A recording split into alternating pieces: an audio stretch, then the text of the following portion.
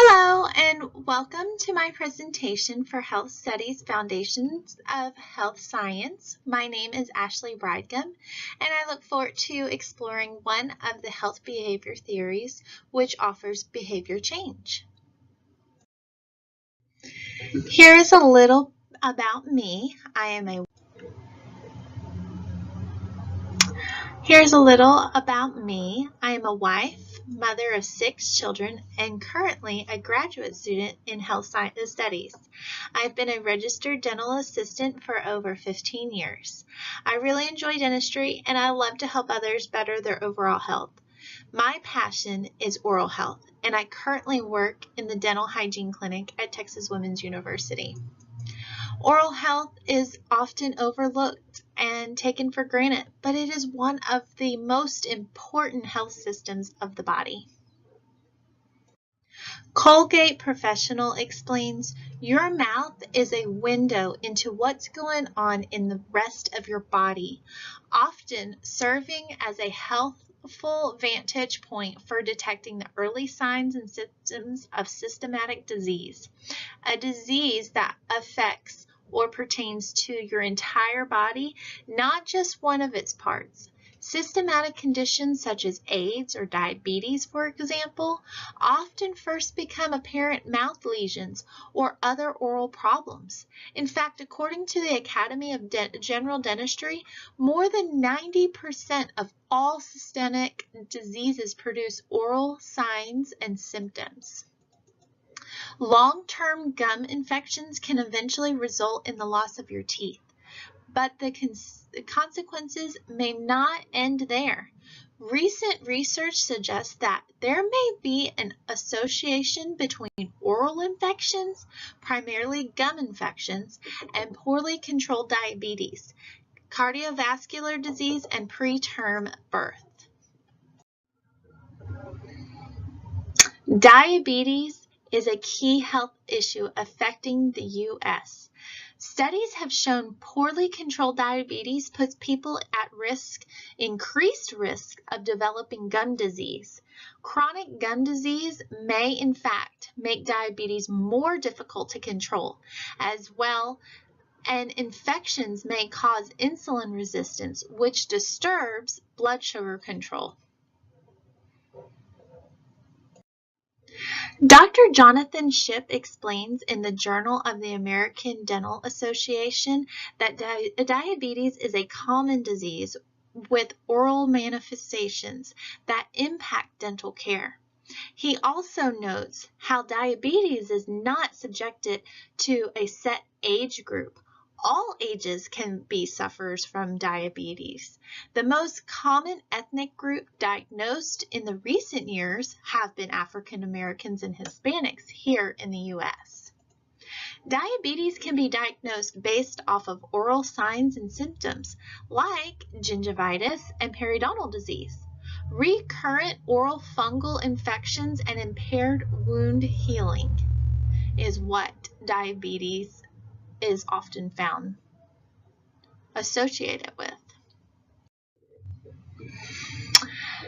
Sarita Hill Golden and colleagues explain diabetes is the 6th leading cause of disability in the U.S., and it is the 7th leading cause of death. In the adult U.S. population aged 20 years and older, diabetes ranks highest among all diseases categorized in healthcare spending. With an estimate of $101.4 billion in healthcare spending in 2013.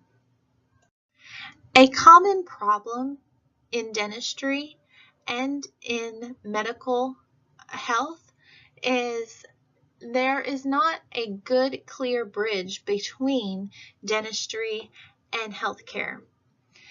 So, in order to better the overall health of the patient, dentists can actually counsel their patients with diabetes about improving glucose regulation, maintaining oral and nutritional health, performing daily glucose monitoring tests, and seeing medical professionals for routine care. I want you to look at the root tips here. A common finding with type 1 diabetes is aggressive periodontics. And in this photo, we can see alveolar bone loss. Next, this photo shows a common finding in type 2 diabetes, which is salivary hypofunction.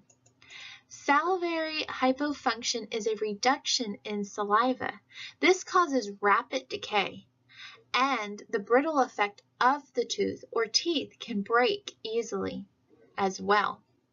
Going to your dentist for a regular 4 to 6 month checkup can determine oral health concerns sooner to allow for diabetes detection.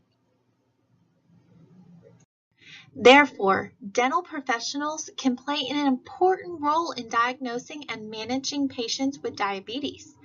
Diagnosis is made on the basis of systemic oral signs and symptoms, including gingivitis and periodontics, recurrent oral function, infections, and impaired wound healing.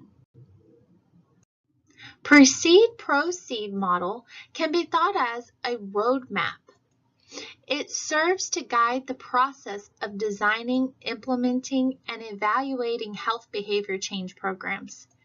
It has been a cornerstone of health promotion practice for over 3 decades, since the 1970s. Specific behavior change theories are the directions needed to change health concerns like diabetes. Here you can see is a chart of the proceed framework.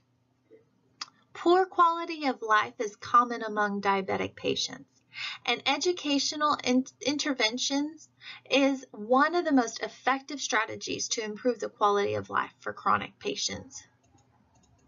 The components of the proceed model can be used for planning, implementation, and evaluation of the program.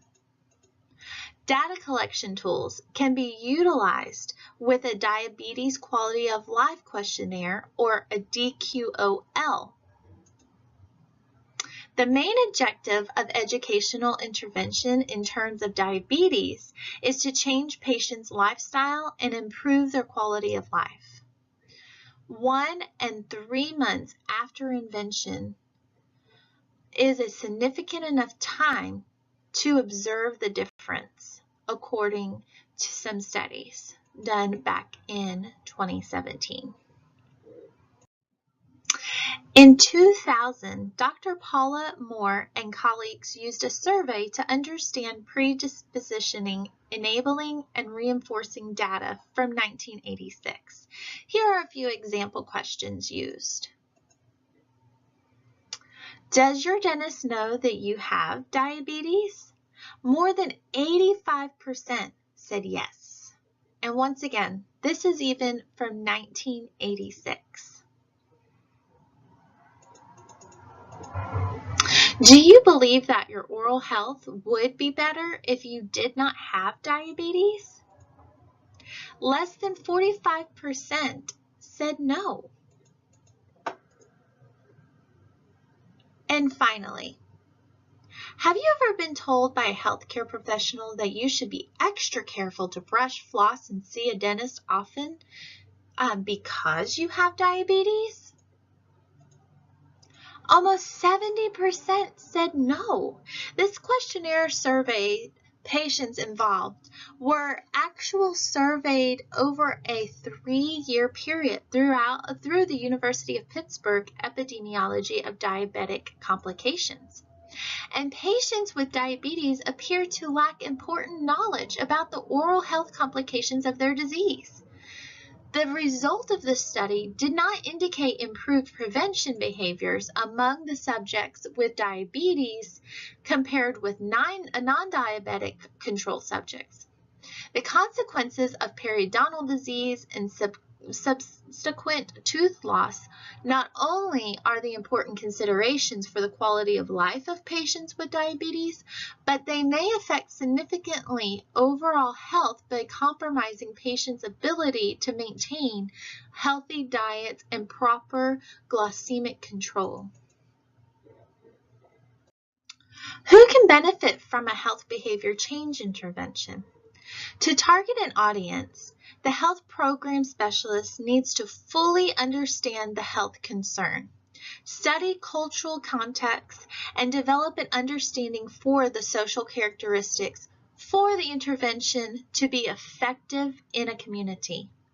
Working with a combination of health professionals, individuals with the health concern like diabetics, other local groups or organizations who are actively working with the health concern, and even people at potential risk will elevate the long-term scope of a health program.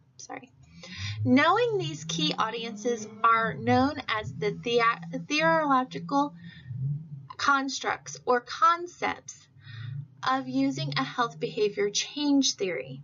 For example, finding the best location to host education like schools or work site can allow better accessibility for those in need. Learning socioeconomic status will allow the accurate pressure to address morbidity and mortality within racial and ethnic groups in efforts to avoid or eliminate health disparities. Another tip for health education is life cycles and learning at-risk status. Considering the age of those receiving health education will focus the material to be more age appropriate, which is in return will help identify risk factors and establish a background like family history. Here are a few key takeaways from our presentation today. Number one, understanding the health problem and how it affects the population's quality of life. Today we discussed diabetes, and one of the problems is frequent tooth decay. Another is dry mouth. Another is bleeding gums. And key takeaway number two, learning the reasons why there is a concern. The way that you can do this is by gathering the predisposition, reinforcing, enabling, environmental, and behavioral factors of the health issue. And all of this can be done in an interview or a questionnaire or survey. Key takeaway number three, creating a form of education through prevention counseling, generating a resource center, and offering an individualized interpersonal communication with the patient and their community will allow the program to be successful. Thank you everyone for watching my presentation. I hope today that you learned some great information and tools about oral health and diabetes and how we can help work together with medical professionals on preventing and taking care of those in need. I look forward to hearing your comments, and I will work with you soon. Thank you.